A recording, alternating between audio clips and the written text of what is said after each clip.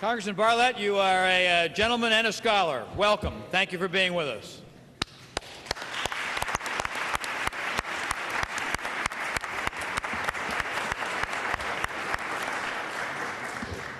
Thank you very much for inviting us. You have wonderful representations among my constituents, and they've been to my office. Thank you very much for coming and chatting about our concerns about peoples that long to be free. A number of years ago, I read a book by Edward Bennett Williams, I think it was, about one man's freedom. And he was making the point that when you stand up for someone else's freedom, you are also protecting your freedom. I'm so pleased that whereas we differ on many things in the Congress, we come together across the aisle when it comes to defending human rights and human dignity, and I'm pleased to be here with these other members of Congress who share my concerns, that if we permit an abuse of human rights and human dignities anywhere in the world, that we put our human rights and our human dignity at risk. So I want to thank you very much for your voice of reason. If the truth be known, of course, I think that the majority of the people in Iran are where you are. We now have to be very careful that we do not do anything to impede what I think is a chorus of demand for more freedom, more human dignity, more rights. Thank you very much for your representation. Thank you.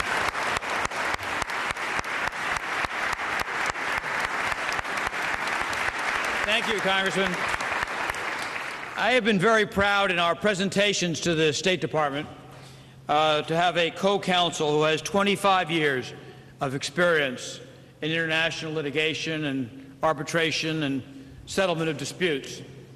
Stephen is our last speaker today before I close this program, and there's probably no one more knowledgeable in the country on Camp Ashraf or the designation of the foreign terrorist organization who has served longer in this cause. Stephen Schneebaum is a lecturer of international human rights law at Johns Hopkins. He has served as counsel for the U.S. families of Camp Ashraf. He's traveled to Camp Ashraf on 2 occasions, recently as August 2008. I'm very proud to introduce you our co-counsel who has led the fight on this issue of the foreign terrorist designation and standing up for the residents of Camp Ashraf. Stephen?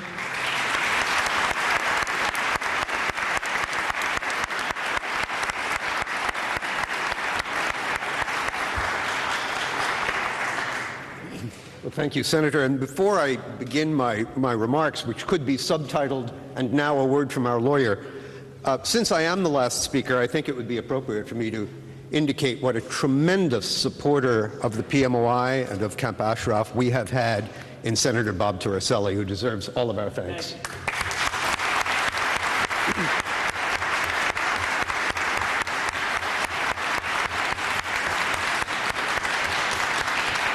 Now, my friends, I've been asked to do 2 things in my remarks today. One, to provide some legal context for some of what you've been hearing this morning, and the second is to update you on the state of play with respect to both the petition for delisting and also the condition of the good people at Camp Ashraf. With respect to the petition, the matter is fairly clear, but for those of you unfamiliar with the chronology, we filed our petition to delist the PMOI in the summer of 2008.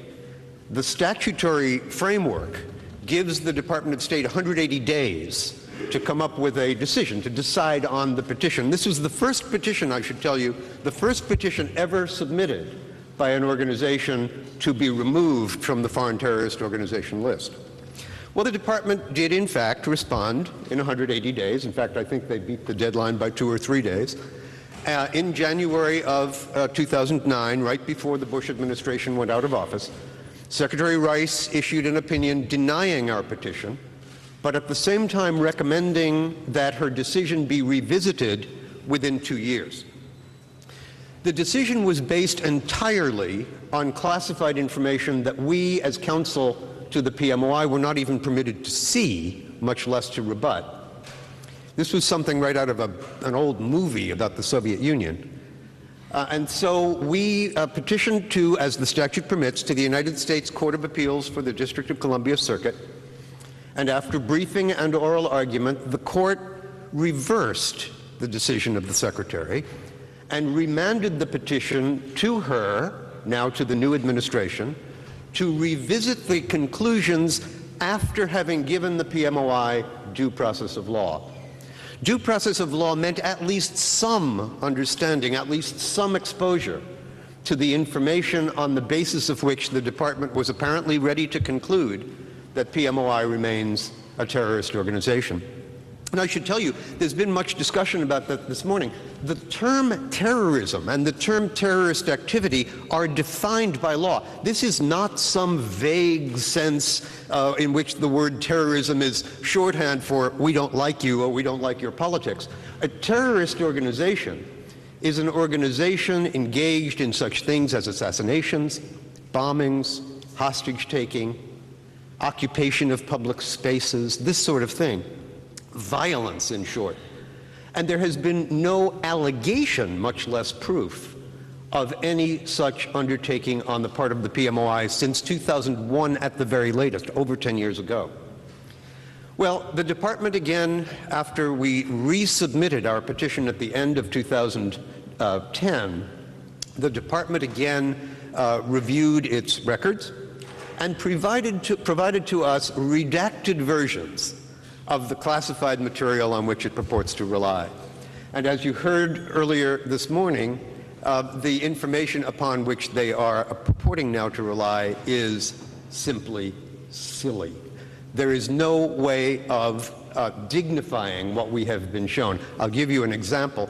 There was apparently an aborted hijacking of an Iranian aircraft that took place about a year and a half ago. The perpetrator was obviously someone who was mentally unbalanced and did not get away with the hijacking.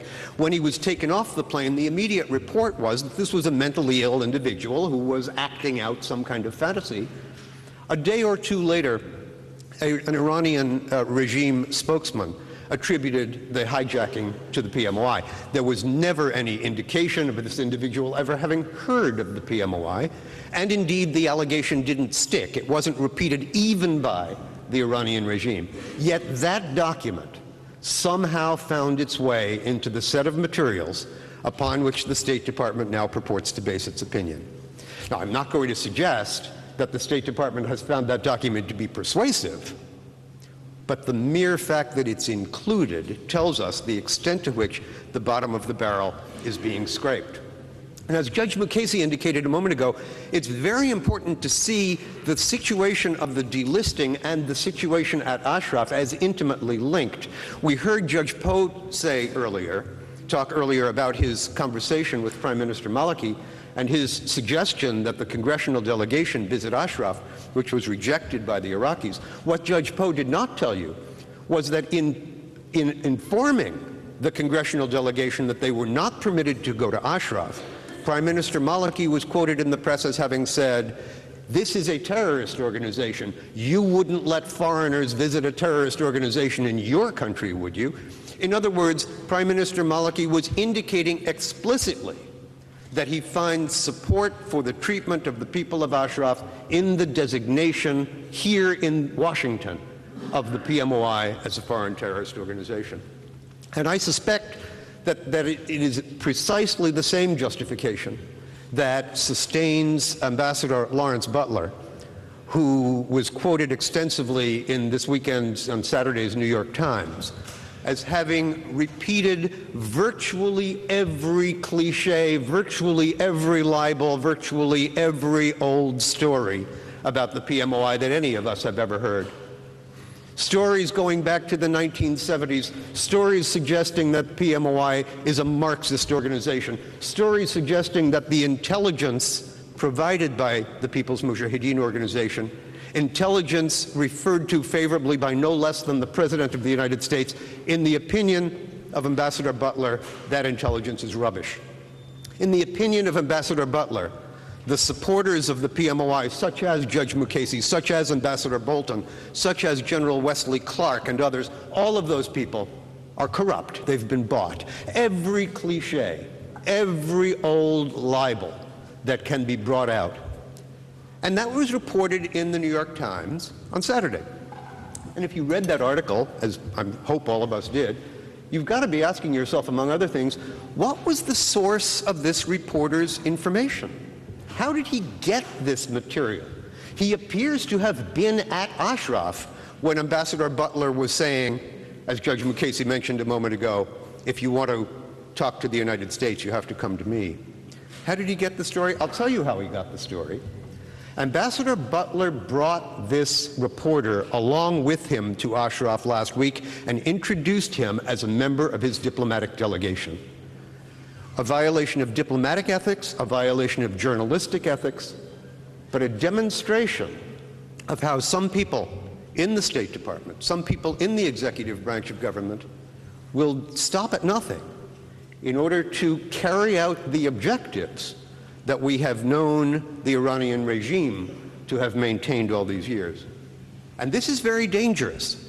It is very dangerous for the people of Ashraf because the message that is being sent is that Prime Minister Maliki can have his way, that the people of Ashraf will not be protected by the United States. They will not be protected by the United Nations. They will be abandoned.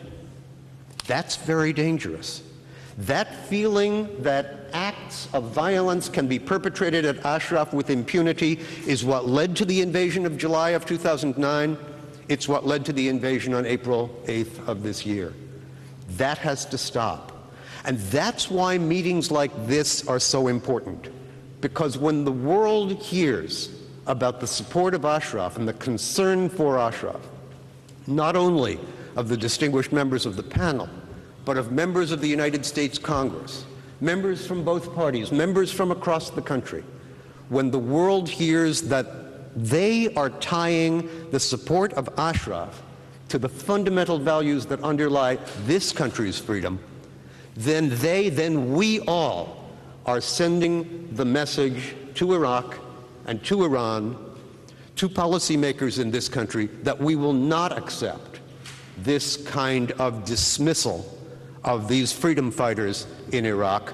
We will not be content until they are protected, until they are safe, until they are free.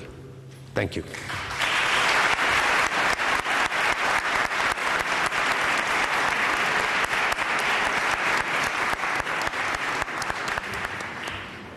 I want to thank you all for being here today and your time and your commitment, and to every member of the panel.